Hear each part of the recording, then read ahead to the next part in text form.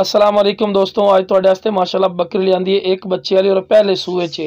तो वीडियो जरा एंड तक विखिया है कि इंशाअल्लाह अच्छी तरह भाइयों को इन्फॉर्मेशन देवांगे कि माशाअल्लाह बहुत ज़बरदस्त और क्वालिटी वाली माशाअल्लाह बकरी ने और 2 किलो कन्फर्म 100% का दुध ने पिया, क्योंकि जो चीज़ नूं असी आप खुद चेक करने उस तो बाद असी श्योरिटी और इन्फॉर्मेशन तुहानूं देने हैं, क्योंकि तुहानूं पता होंदा है कि इसने इतना दुध दिता है। और माशाल्लाह सामने वेख सकते हैं ब्लैक बीतल माशाल्लाह ने पाठ दी है, बड़ी आला क्वालिटी दी और पहले सूए च।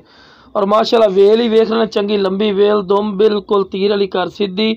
और भाइयों ने पहले नंबर से चारा खवा के इस गलों विखाई है कि बिरा तुहानूं पता लगे कि माशाल्लाह सेहतमंद है और एक्टिव है और कोई टेंशन वाली गल नहीं। ठीक है ना, जो बीमार जानवर होंगे वह बिरा चारा नहीं खंदा, सेहतमंद जानवर माशाल्लाह चारा खंदा है। और इस तो बाद तो हवाना चड्डा भी विखाने, लो जनाब हवाना चड्डा ही माशाल्लाह चेक कर सकते हैं। और कोई खड़ छड़ नहीं मारा, बाद लोग खड़ मार के आते तो विखाते जनाब, कोई खड़ छड़ कोई नहीं। और माशाल्लाह वेखते पे हवाना चड्डा चंगा वड्डा इसू और बिल्कुल मुनासिब राइट तो इंशाल्लाह दिसा है और बिल्कुल हैवी माशाल्लाह बकरी ने पई और चंगे दुध वाली। पहले सूए च माशाल्लाह इतना दुध दिसू 2 किलो, इंशाल्लाह ये दूसरे सूए च इस तो भी ज़्यादा दुध देसी और माशाल्लाह वेल भी चंगी लंबी वेल च। तो लो जनाब नाल कोई बंदा नहीं खलोता जनाब, तुसीं चेक कर सकते हैं, अपनी पठ नूं दुध पिला रही है और माशाल्लाह नाल दे नाल ही उगाली कर रही है और माशाल्लाह सेहतमंद है और माशाल्लाह चेक कर सकते हैं। और बड़ी आला क्वालिटी की माशाल्लाह बकरी ने ये दुध वास्ते तुसीं रख सकते हो। हुण इहदे कोल पूरा दुध नहीं माशाल्लाह पीता जावना, फिर भी एक थण बच जासी और बहुत ज़बरदस्त माशाल्लाह वेखो ना उगाली कर रही है। सेहतमंद जानवर की निशानी होंदी और चंगे दुध वाले। हुण विखिया कि ओला थान पी रही है, खत्म हो जावना, फिर परले थान तो शुरू हो जासी, फिर ओले थाने माशाल्लाह दुध आ जावना पिया। और वीडियो एंड तक विखिया तुहानूं ये भी पता लग जासी कि फौजी भाई सच गल कर रहे हैं कि झूठ बोल रहे हैं।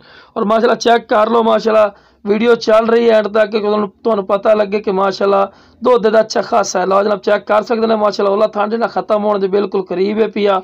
तो हुणे ओला थान छड़ के ते परला दुध जिन्ना थान पीवन लग गया, लो जनाब चेक कर सकते बिल्कुल खाली थाने, फिर भी ये जिन्ना दूसरे थान पीवन लग गई तो तुहानूं विखावा कि ओला थान ही फुल हो जाना थोड़ी देर बाद। और रेट जनाब बिल्कुल मुनासिब, कोई 35-36 हज़ार नहीं, बिल्कुल मुनासिब जनाब 28,000 रुपया रेट कर सा और फिर भी कुछ मुहब्बत प्यार कर ली सा जनाब। ठीक है ना, ज़्यादा नहीं, कुछ प्यार मुहब्बत कर ली सा और बिल्कुल मुनासिब रेट है। जेड़ा भाई इंशाल्लाह पहले कॉल कर से उन्होंने फ़ायदा ही फ़ायदा ही नहीं। ठीक है ना, तो यह वेख रहे हैं ना, फिर भी माशाल्लाह ओले थाने दुध बरीवना शुरू हो गया है, वो भी तुहानूं क्रॉस करके विखाना वेख रहे हैं ना, ओले थाने फिर दुध बरीवना शुरू हो गया है। और माशाल्लाह चंगी माझन बकरी ने दुध वाली बकरी जो दुध वास्ते रखना चाहता है उस नज़रिए वाली भी है। प्लस इन्हें नागरे च माशाल्लाह कलर आंदा है और ब्लैक बीतल पाठी ने और बिल्कुल मुनासिब राइट ने। मंडियां चले जाओ तुहाडे कोल 35 तो 40 हज़ार रुपया मांग रहे थे, 35,000 तो थले तुहाडे कोल गल ही नहीं सुननी, लेकिन मैं 28,000 रुपये रेट कर रहा। फिर भी इंशाल्लाह जो प्यार मुहब्बत हो सका वो कर ली सा, नहीं कि अपना बिल्कुल मुनासिब राइट होंदा ही नहीं। तो लो जनाब इस तो बाद हुण भाई टोर के भी खिसा है कि तुहानूं पता लगे कि कोई लंगड़ी लुड़ी नहीं है माशाल्लाह, लेकिन ओला थान फुल बरीक है। तो लो जनाब चेक कर सकते हैं, माशाल्लाह टोर फेर के भी खा रहे, थान वेखो बिल्कुल बरे दे बरे खलोते हैं। तो माशाल्लाह पठ भी फुल रजी खलोती है और माशा